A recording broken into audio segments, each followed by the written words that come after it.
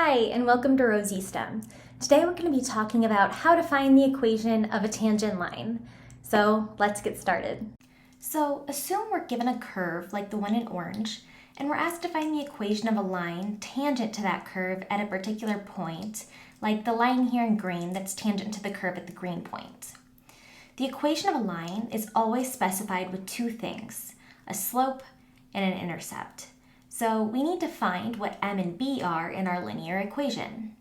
The slope of a tangent line indicates how quickly the curve is changing at that particular point. The derivative of a curve gives us exactly that, the rate of change of a curve, or the slope. Once we know the slope, we can plug in the slope along with the x and y coordinates of our point to find the intercept. Here's an example. Let's say we're asked to find the equation of the line tangent to the curve f of x equals x squared minus 3 at the point 2, 1. As we mentioned, we can use derivatives to find the slope. The derivative of our curve is 2x using our derivative rules. So 2x is how quickly the curve x squared minus 3 is changing at any given point.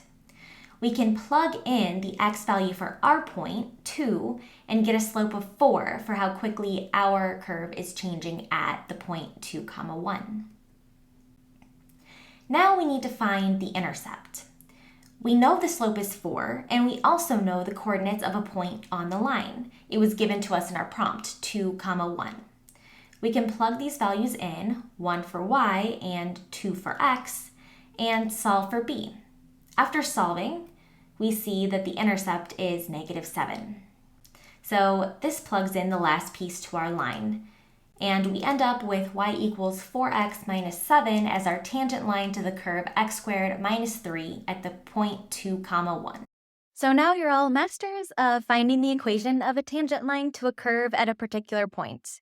I hope you enjoyed this video. If you did, please like the video and give a comment down below on your favorite tricks for solving questions like this, as well as any other types of questions you would like me to solve on this channel.